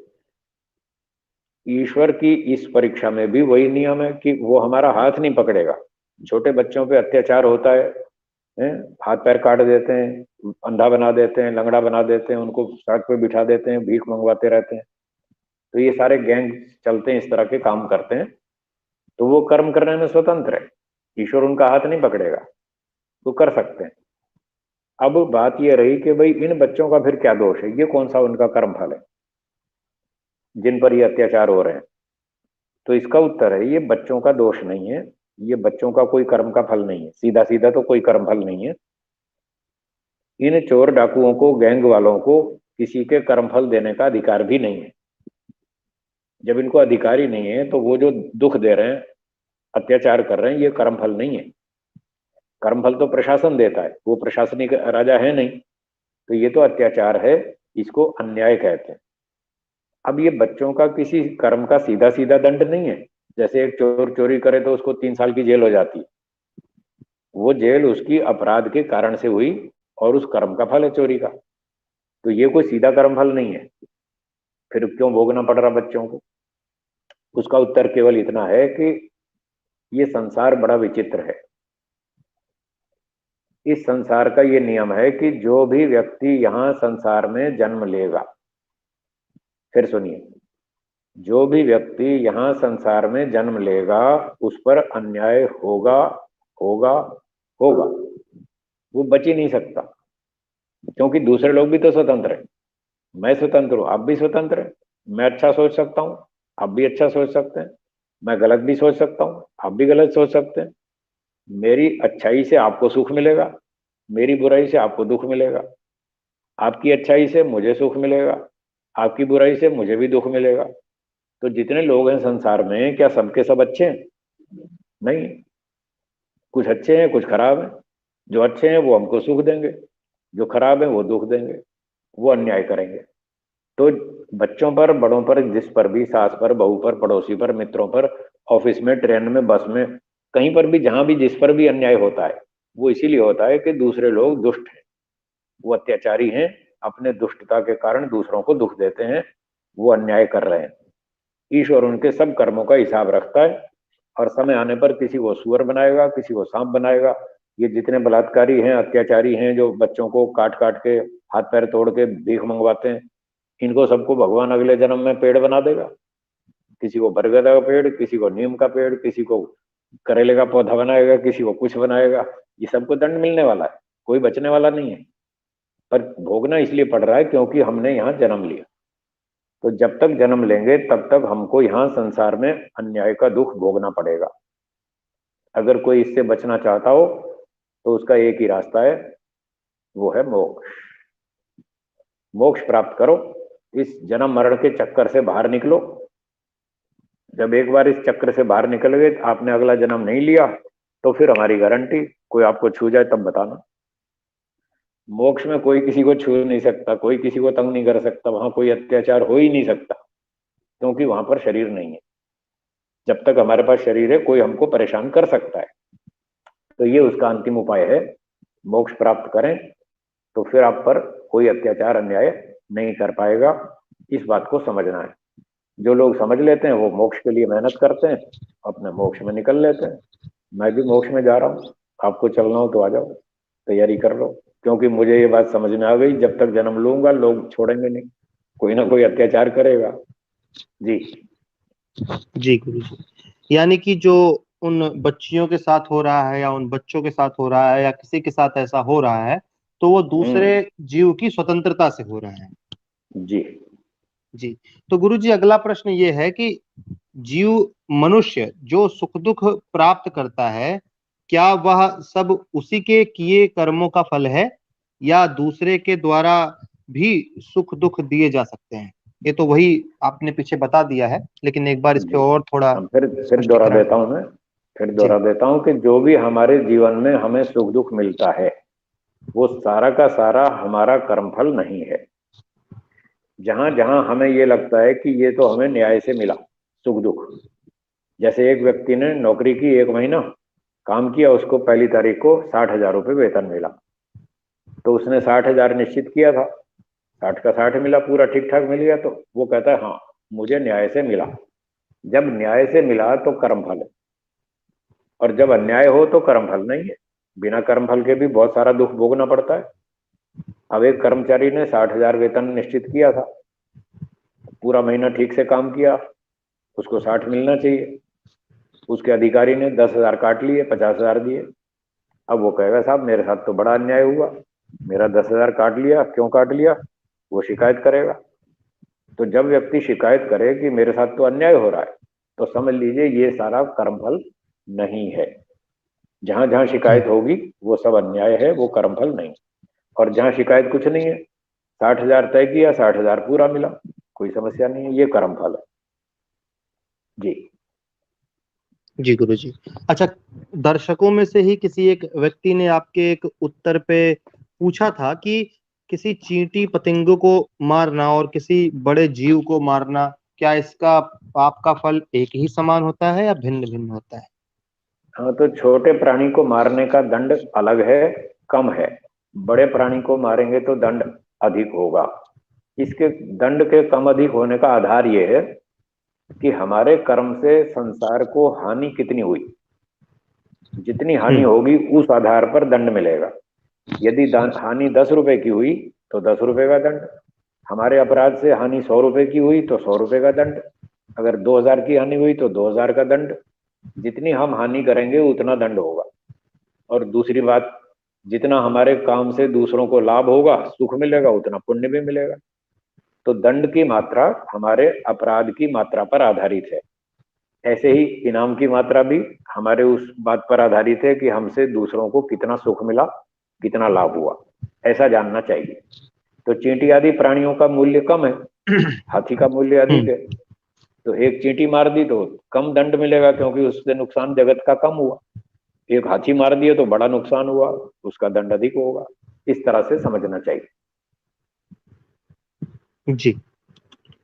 तो गुरुजी, जैसे कि परिवार का कोई पालक हो, स्वामी हिंसा कोई करे, झूठ चोरी रिश्वत आदि अनैतिक कर्मों से धन कमाता है, साधन जुटाता है, और उसका भोग पूरा परिवार कर लेता है, तो क्या सभी हम्म को समान दंड मिलेगा या फिर न्यूनाधिक मिलेगा? तो जैसे परिवार में एक व्यक्ति चोरी करके पैसा लाता है, रिश्वत लाता है, और सारे लोग खाते हैं बैठ के। अगर उन जी। परिवार के सभी सदस्यों को मालूम है कि हमारा जो घर का मुख्य व्यक्ति है वो रिश्वत लाता है, मान लो 60,000 तो वेतन है, 30,000 रिश्वत के लाता है, तो 90,000 उसकी मासिक आय है। तो सारे के सारे जानते हैं कि हाँ ये रिश्वत लाता है 30,000, और सारे मौज मस्ती से खाते पीते हैं उस रिश्वत के पैसे को भी। तब तो उनको सबको दंड मिलेगा। दंड भी कम अधिक मिलेगा। जो रिश्वत लेता है मुख्य व्यक्ति, उसको थोड़ा ज्यादा मिलेगा, और उसके परिवार के लोगों को थोड़ा कम मिलेगा, क्योंकि सीधा सीधा उन्होंने तो रिश्वत ली नहीं, ली तो मुख्य व्यक्ति ने, संचालक ने। तो इस प्रकार से दंड तो सबको मिलेगा, थोड़ा कम अधिक मिलेगा। लेकिन अगर परिवार के लोग मना कर दें कि भाई हम तो 60,000 में ही खुश हैं, आप जितना कमाते हो ईमानदारी से, हम उतने में ही खुश हैं, हमें 30,000 रिश्वत का पैसा नहीं चाहिए, हमारे कारण से मत लाना, हम इसका समर्थन नहीं करते। शुरू में मैंने कहा था ना, कृत कारित अनुमोदित। अब वो कह रहे हैं हम आपका अनुमोदन नहीं करते, हम तो 60,000 में ही गुजारा कर लेंगे, घी नहीं खाएंगे थोड़ा तेल खा लेंगे, 4 रोटी नहीं खाएंगे चुपड़ के, थोड़ी सूखी खा लेंगे, 3 खा लेंगे, पर 60 में गुजारा कर लेंगे, हमको नहीं चाहिए तुम्हारा 30,000 रिश्वत का। और वो खाते भी नहीं उस पैसे में से, 60,000 में से ही खा के अपना गुजारा कर लेते हैं। तो ऐसी स्थिति में परिवार के सदस्यों को दंड नहीं मिलेगा। उन्होंने खाया ही नहीं, ना समर्थन किया ना पैसा खाया, बेईमानी वाला, ईमानदारी वाला खाया, तो उनको पाप नहीं लगेगा, कोई दंड नहीं मिलेगा। फिर अकेले उसी को दंड मिलेगा जो चोरी करके ला रहा है, और वो उसका अकेला ही भोग कर रहा है, तो वो उसी को दंड मिलेगा जो मुख्य व्यक्ति है। जी जी गुरु जी। अगला जो प्रश्न है वो यह है कि अ, अच्छे और बुरे कर्म समान रूप से कोई करे तो क्या दोनों मिल करके उसका फल निष्क्रिय हो जाएगा? जैसे कि कोई 2 रुपए चोरी करके और 2 रुपए दान कर दिया तो उसको दोनों चीजों का फल ना मिले क्योंकि बराबर किया उसने। इसका क्या है? तो इसका उत्तर मैंने बीच में दिया था कि कैंसिलेशन नहीं होता। अगर एक व्यक्ति ने 10 कर्म अच्छे किए और 4 बुरे किए, तो 10 में से 4 कैंसिल नहीं होंगे। 10 अच्छे किए, 4 बुरे किए, 14 कर्म किए, 14 फल मिलेंगे। 10 अच्छे कर्म, 10 अच्छे फल, 4 बुरे कर्म, 4 बुरे फल, नो कैंसिलेशन। जी अच्छा गुरुजी, इतनी सारी बातों को सुन करके कुछ लोगों के मन में ये आता होगा कि चलिए हम्म आपकी सारी बात सही है, लेकिन बुरे कर्म करने वाले व्यक्तियों के पास देखिए अधिक साधन है, अधिक सुविधाएं हम्म हैं, सुख संपन्न देखे हम्म जाते हैं, जबकि हम्म ऐसे व्यक्ति तो सुख साधन सुविधा रहित दुखी होने चाहिए। ऐसा क्यों है? जो धनवान लोग हैं, बेईमानी करते हैं, बहुत पैसे जमा कर लिए, वो बड़े सुखी दिखते हैं। दिखते हैं, सुखी हैं नहीं। उनके पास साधन तो हैं, मकान है, मोटर गाड़ी है, नौकर चाकर है, सोना चांदी है, खाना पीना है, भौतिक सुविधाएं तो बहुत है उनके पास, पर वो सुखी नहीं है। सुख का संबंध तो मन से है। मन से तो बहुत परेशान है वो, बहुत टेंशन में है, चिंता में है। एक बड़े सेठ जी के यहाँ गया था मैं, बंबई के बड़े सेठ से। वो कह रहे थे मैं 24 में से 23.5 घंटा टेंशन में रहता हूँ। मुझे नींद नहीं आती, मैं रात को ऐसे नींद की गोली खा के नशे में पड़ा रहता हूँ, नींद थोड़ी आती। बस आधा हम्म। घंटा सुबह मॉर्निंग वॉक पे जाता हूँ, थोड़े दोस्त मिल जाते हैं 2 4, थोड़ा हंस लेता हूँ, बस वही अच्छा लगता है। आधा घंटा, घर आते ही फिर टेंशन शुरू हो जाती है। तो उनके पास पैसा बहुत है, साधन बहुत है, नौकर चाकर बहुत है, सुखी नहीं है। सुख नहीं है उनके पास, ये लोगों को भ्रांति है वो बहुत सुखी है। और जो कमजोर आदमी है, ईमानदार है, मेहनती है, पुरुषार्थी है, साधन कम है उसके पास, क्योंकि दूसरे लोग उससे छीन लेते हैं, उसको साधन देते ही नहीं, और जैसे तैसे वो लेता भी है तो फिर जी। उससे भी छीन लेते हैं। तो बेचारे के पास साधन भले ही कम है, लेकिन वो जितनी शांति से सोता है रात को, और दिन भर जितना मस्त रहता है, बिना टेंशन के जीता है, ये बड़ा सुख है। तो ये समझना चाहिए, जो ईमानदार है वो सुखी है। साधन भले ही कम हो, पर वो सुखी है, मन से बहुत प्रसन्न है, शांत है। और पैसे वाला साधन संपन्न हम्म। भले ही हो, पर वो दुखी है, इस जन्म में भी परेशान है, और अगले जन्म में फिर ईश्वर उसको बताया था, शेर, भेड़िया, बैल, घोड़ा, कुत्ता, हाथी, बंदर बनाएगा, वृक्ष बनाएगा, छोड़ेगा थोड़ी। तो इसलिए ये देख करके हमें सेठों की नकल नहीं करनी चाहिए कि बहुत धनवान है और बहुत सुखी है, बिल्कुल नहीं करनी चाहिए। मेहनत से कमाओ, 2 रोटी कमाओ, प्रभु का गुण गाओ, खाओ पियो और मस्त रहो, ये जीवन अच्छा है। जी अच्छा गुरुजी, एक बात और ज्यादा देखी जाती है कि महिला पुरुष, तो हम्म महिला सोचती है कि मैं पुरुष होती या मुझे ईश्वर ने महिला क्यों बना दिया, मैं पुरुष होती तो हम्म ये कार्य कर लेती। यही ठीक पुरुष भी सोच सकता है कि महिला होता तो घर में रहता सही था, ये पुरुष बन गया, पूरा घर के सारे काम देखना, पूरी जिम्मेवारी देखना। तो ये जो महिला और पुरुष, स्त्री और पुरुष जो जन्म मिलता है, क्या ये भी किसी कर्मों का फल है? हाँ, स्त्री का जन्म, पुरुष का जन्म, ये भी कर्मों का फल है। देखिए, किसी आत्मा को स्त्री का शरीर दिया, किसी को पुरुष का दिया, किसने दिया? ईश्वर ने। ईश्वर ही देता है, और तो किसी के बस का नहीं है। अब जी। ईश्वर है न्यायकारी, जो न्यायकारी होता है बिना कर्म के फल देता नहीं। तो सीधी बात है, जो भी दिया है शरीर वो कर्मों का फल है, ईश्वर ने दिया है। इसलिए मनुष्यों ने दिया होता तो हम शायद सोच भी सकते थे कुछ अन्याय किया होगा, कुछ गड़बड़ की होगी, घोटाला किया होगा, पर ये तो ईश्वर का दिया हुआ है शरीर, स्त्री का हो या पुरुष का, जो भी है ईश्वर ने दिया। ईश्वर न्यायकारी है, वो घोटाला कभी नहीं करता। तो ये सब कर्मों का ही फल है। जी जी। इसके बाद गुरुजी, 2 3 और प्रश्न मेरे बचे हुए हैं, उसके बाद कुछ दर्शकों के भी प्रश्न ले लिए जाएंगे। तो गुरुजी, ठीक है। अगला प्रश्न ये है कि व्यक्ति जब 50% से अधिक पाप करता है तो पशु आदि नीच शरीर में जाता है, पुनः उसे मनुष्य शरीर कब मिलता है? तो आप इसमें दो चीज बता दीजिए कि क्या 50% से अधिक पाप करने पर सच में पशु योनि मिलती है, और अगर मिलती है तो फिर मनुष्य योनि कैसे मिलेगी? क्योंकि पशु तो फिर से कर्म करके अच्छा कर्म तो करेगा नहीं कि मनुष्य योनि मिल जाए। इसके पीछे का इस क्या है? प्रश्न हाँ, इस प्रश्न के उत्तर के लिए आपको 3 नियम छोटे छोटे समझने होंगे। मैं जल्दी से बताता हूँ। पहला जी। नियम, एक व्यक्ति अपने पूरे जीवन में मान लीजिए 50% अच्छे काम करता है और 50% बुरे, तो बराबर होने पर उसको सामान्य मनुष्य का जन्म मिलेगा। अगले जन्म में 4th क्लास फैमिली में, सामान्य परिवार में जन्म मिलेगा। ये पहला नियम।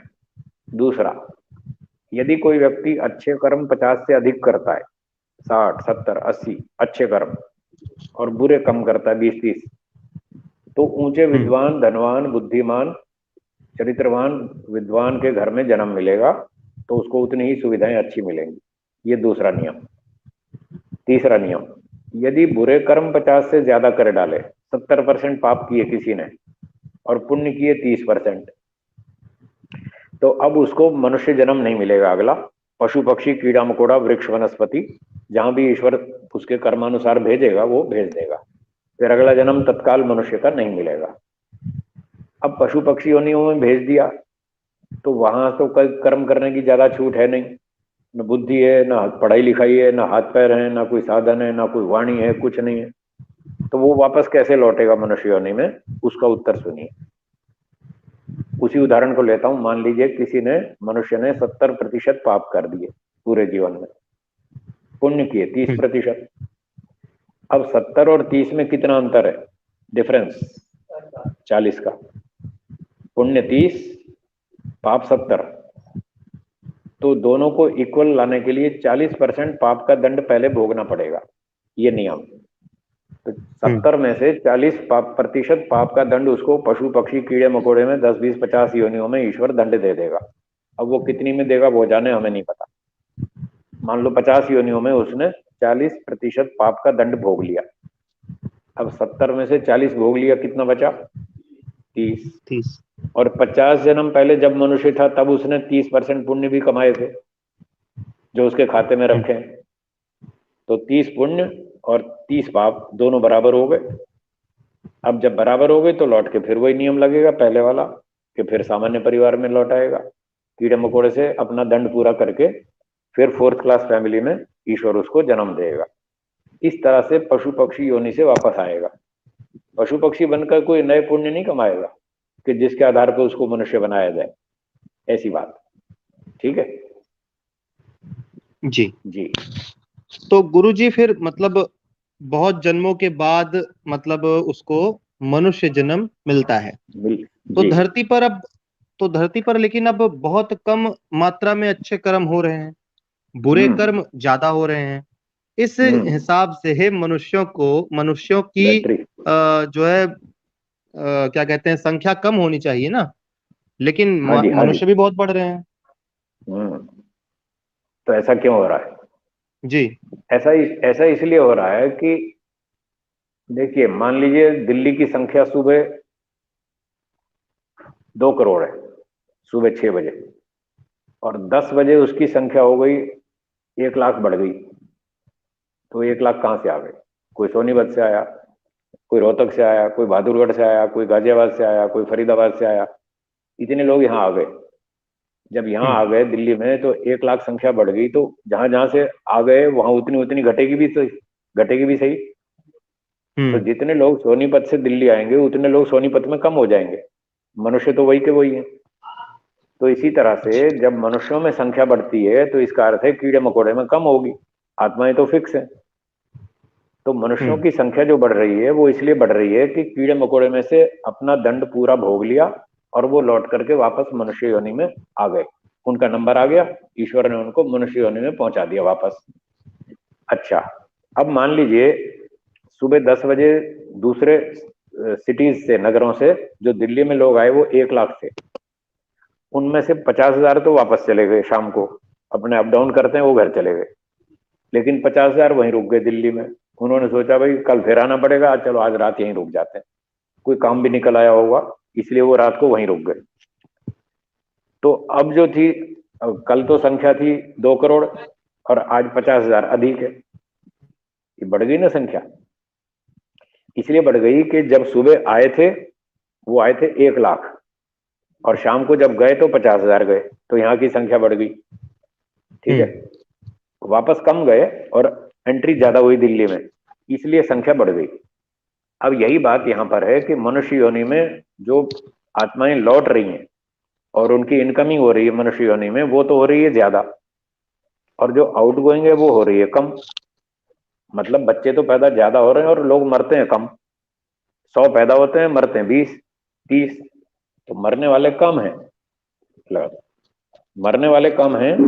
क्यों क्यों कम मरते हैं? इसलिए कि मेडिकल साइंस ने आजकल बहुत अच्छी प्रोग्रेस कर ली है। आजकल 20-30 साल पहले जितनी मेडिकल साइंस की प्रोग्रेस थी, आज उससे बहुत ज्यादा है। तो आज की स्थिति में मेडिकल साइंस वाले रोगियों को मरने नहीं देते, किसी को डायलिसिस पे लगा देते हैं 5 साल के लिए, वो बेचारा मरता ही नहीं। किसी को हार्ट की समस्या आई, उसका बाईपास सर्जरी कर दी, किसी का स्टंट लगा दिया, किसी का कुछ लगा दिया। तो इस प्रकार से मरने वालों की संख्या कम हो गई और पैदा होने वालों की संख्या बढ़ गई, इसलिए यहाँ पर संख्या बढ़ रही है मनुष्यों में, ये कारण है। जी, क्या दूसरे ग्रहों से भी कुछ जीवन इधर आने की बात कुछ हो सकती है? कुछ लोग ये कहते हैं कि दूसरा ऐसे धरती जैसा कोई और ग्रह होगा, वहां पे जीवन होगा, वहां की आत्माएं यहाँ आती होंगी। हाँ, ये हो सकता है, बिल्कुल हो सकता है। दूसरे ग्रहों से भी आत्मा यहाँ आ जाती हैं, ईश्वर का काम है, वो व्यवस्था करता रहता है। वहां से भी 2-4-5 यहाँ भी आ सकती हैं, कोई समस्या नहीं है। हो गया, हो गया। जी, जी, अंतिम प्रश्न है गुरुजी कि क्या जाति, आयु, भोग निश्चित है या इन्हें घटाया बढ़ाया जा सकता है? इसकी सीमा क्या होगी? जाति आयु भोग जो है वो जन्म के समय ईश्वर हमें नाप तोल कर देता है, नाप तोल कर देता है। मान लीजिए आपने एक दुकान पर गए सामान खरीदने, तो 1,000 रुपया दिया तो 1,000 रुपये का सामान मिल गया। वो फिक्स होगा ना 1,000 का, भाई इतना मिलेगा, तो उतना मिल गया आपको। इसी तरह से हमने जो पिछले जन्मों में कर्म किए, उन कर्मों में से मान लीजिए 20,000 कर्मों से ईश्वर ने हमको जाति आयु भोग दिया, मनुष्य की जाति दे दी, 80 साल की आयु दे दी और एक अच्छे परिवार में, संपन्न परिवार में जन्म दे दिया, जहां बचपन से ही संपत्ति, खाना पीना सुविधा अच्छी थी।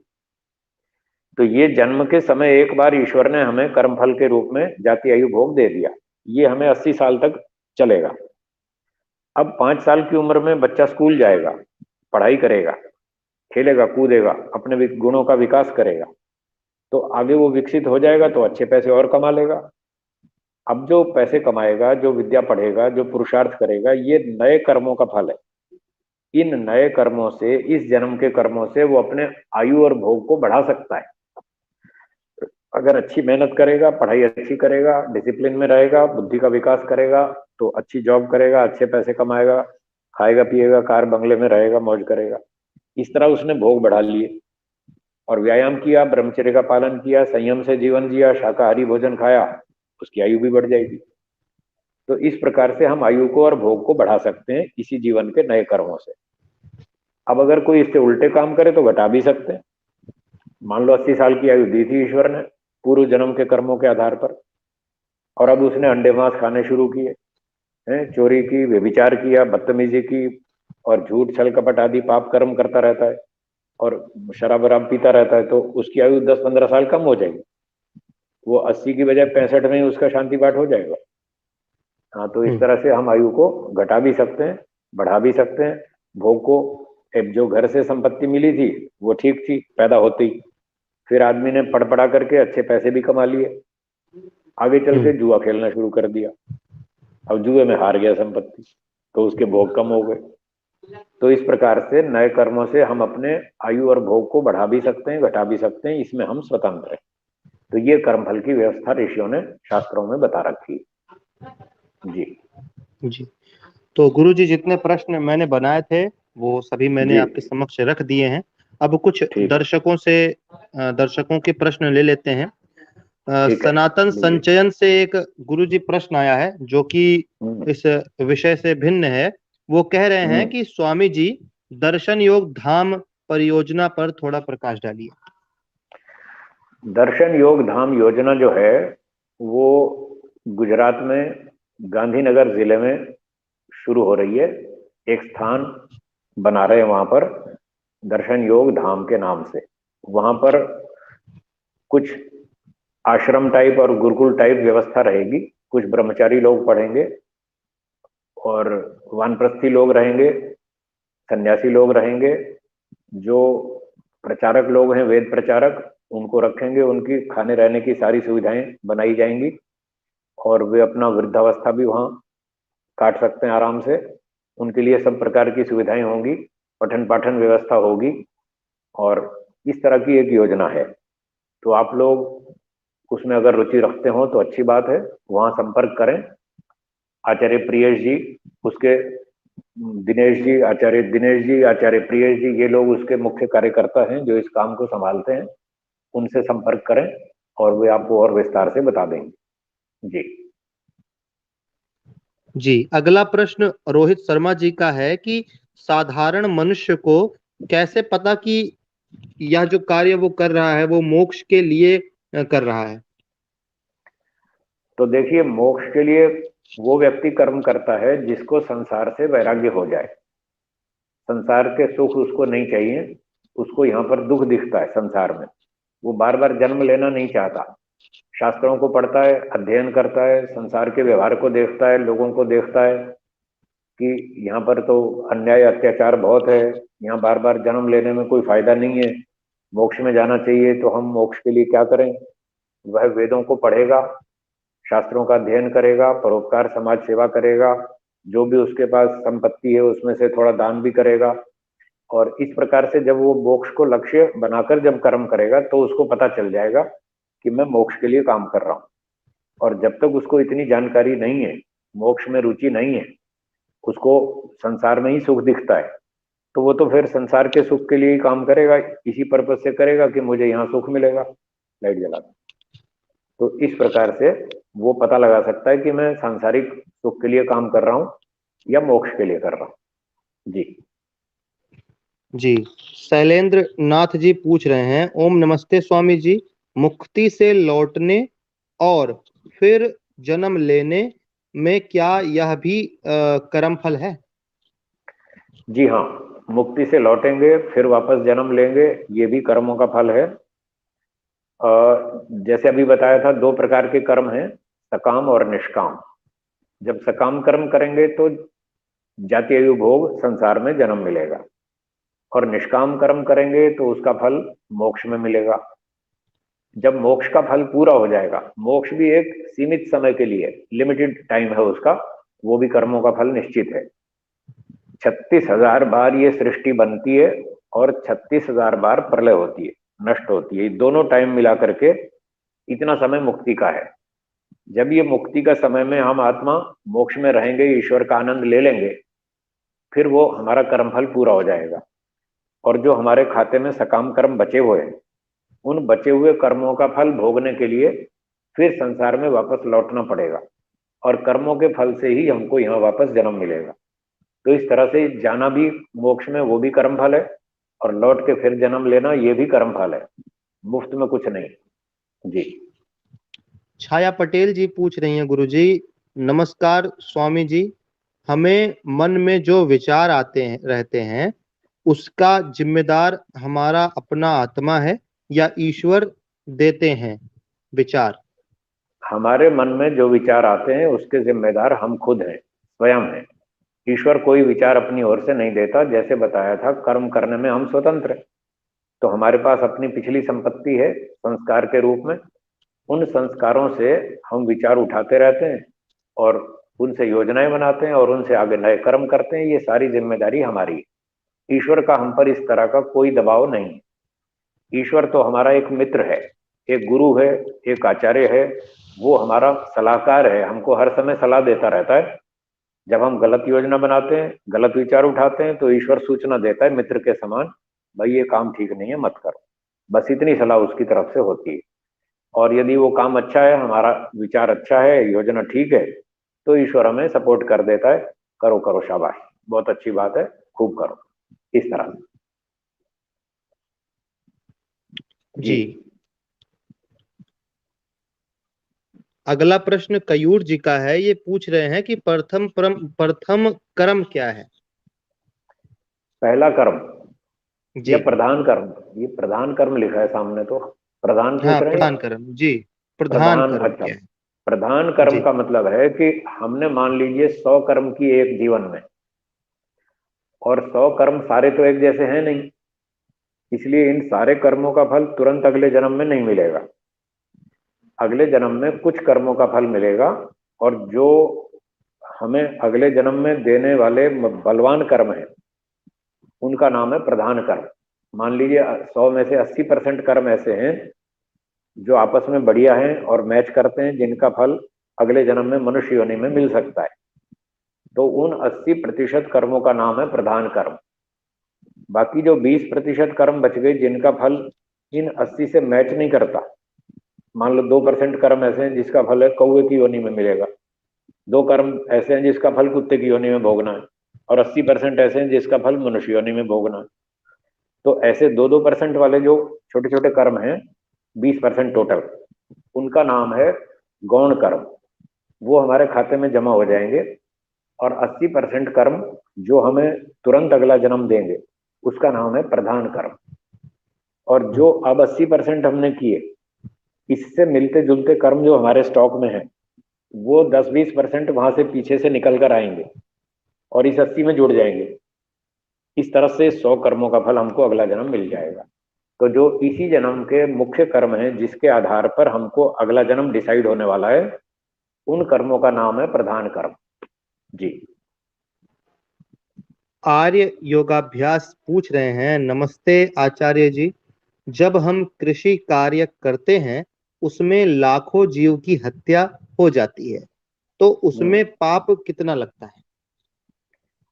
खेती में कुछ प्राणी मरते हैं, कीड़े मकोड़े आदि, चींटियां आदि कुछ मर जाते हैं, उसका पाप थोड़ा सा लगता है।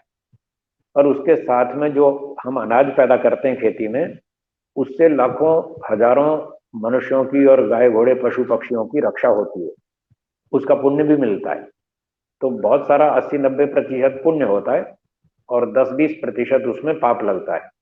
तो कुल मिलाकर पुण्य का भाग अधिक है। इसको मिश्रित कर्म कहते हैं। तो जिसमें पुण्य का भाग अधिक हो, वो काम कर लेना चाहिए, इसलिए खेती कर सकते हैं, कोई दिक्कत नहीं। और जिसमें पाप की मात्रा अधिक हो, पुण्य 10% ही हो और पाप 80-90% हो, वो काम नहीं करना चाहिए। चोरी डकैती लूटमार हत्याएं आदि इस तरह के पाप नहीं करने चाहिए, खेती कर सकते हैं। जी।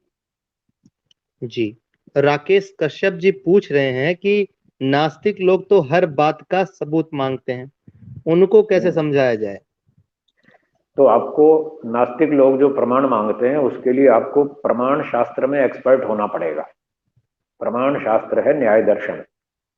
तो जो लोग नास्तिकों को पढ़ाना समझाना चाहते हैं, वो न्याय दर्शन पढ़ें, खूब अच्छी तरह से पढ़ें, बार बार पढ़ें, वर्षों तक पढ़ें, तब जाके उनको ये कलाकारी बनेगी कि वो नास्तिकों को समझा सकें। मैं इस न्याय दर्शन को पढ़ता हूँ, और करीब 40-42 साल से पढ़ रहा हूँ, पढ़ाता भी हूँ। करीब करीब 125 बार मैं इस न्याय दर्शन को पढ़ चुका हूँ। इसलिए मुझे बहुत अच्छा मालूम है कि आस्तिकों को कैसे समझाना है, नास्तिकों को कैसे समझाना है। मैं दोनों तरह के लोगों को समझा सकता हूँ, पर शर्त यह है कि वो समझना चाहते हो।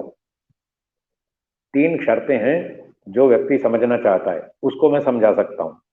जिसमें ये 3 बातें नहीं होंगी, उसको कोई भी नहीं समझा सकता। पहली बात, उसमें समझने वाले में आईक्यू लेवल अच्छा होना चाहिए, बुद्धि का स्तर ऊंचा होना चाहिए, जो कठिन बात को समझ सके। दूसरी बात, उसमें सच्चाई और ईमानदारी होनी चाहिए कि जो बात प्रमाण और तर्क से समझाई जाएगी, उसको वो स्वीकार करेगा। स्वीकार करने की हिम्मत उसमें होनी चाहिए, ईमानदारी होनी चाहिए, हठ दुराग्रह ना हो। तीसरी बात, जिस विषय में वो समझना चाहता है, उस विषय में थोड़ा स्टडी भी होनी चाहिए, उन शास्त्रों का थोड़ा अध्ययन भी होना चाहिए।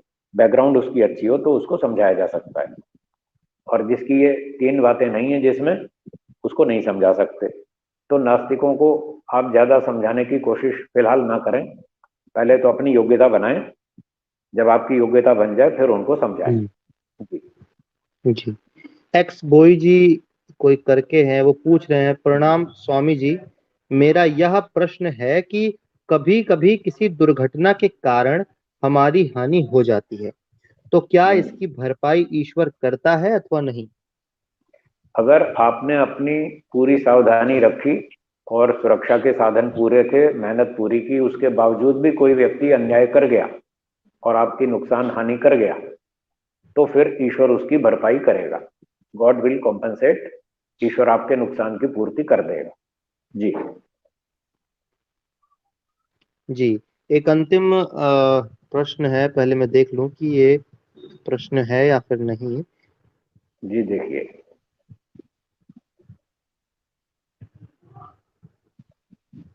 जी, फिलहाल तो किसी का कोई प्रश्न नहीं है। एक अंतिम प्रश्न आया है कि भाग्य क्या होता है? भाग्य क्या होता है? इसका उत्तर है कि जो हमने कर्म कर लिए, चाहे इस जन्म में चाहे पिछले जन्मों में, जो हमने कर्म कर लिए, हमारे द्वारा ही किए गए कर्म है, उन हमारे कर्मों का जो फल हमको मिलता है उसका नाम भाग्य है। तो जैसे बताया था, कुछ कर्मों का फल इस जन्म में मिलता है, कुछ का आगे मिलेगा। जो हमारे कर्मों का फल हमको मिलता है वो भाग्य है।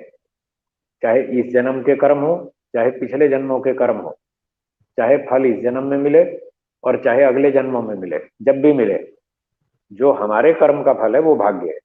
और जो हमारे कर्म का फल नहीं है, खाम खा भोगना पड़ा दूसरों के अन्याय से, वो हमारा भाग्य नहीं है। उसको भाग्य नहीं समझना चाहिए। लोग इस बात को नहीं समझते। जो भी सुख दुख आता है उसको भाग्य पे डाल देते हैं। आलसी प्रमादी लोग हैं, मेहनत करते नहीं और भाग्य को दोष देते हैं, ये गलत है। भाग्य को दोष मत दीजिए, आपका भाग्य बहुत अच्छा है। आपको वर्तमान में पूरी मेहनत करनी है। आखिरी बात कह देता हूं आज के इस सत्र की, जो व्यक्ति अपना भविष्य अच्छा बनाना चाहता है उसको अपने जीवन में तीन बातें याद कर लेनी होंगी। तीन काम करने पड़ेंगे। पहला, अपना काम पूरी ईमानदारी से करना, ये सबसे पहली शर्त है। जो भी अपना भविष्य भाग्य अच्छा बनाना चाहता है उसके लिए पहली शर्त है कि वो अपना काम पूरी ईमानदारी से करे, झूठ छल कपट धोखा बेईमानी ना करे। दूसरी बात, अपना काम पूरी बुद्धिमत्ता से करे,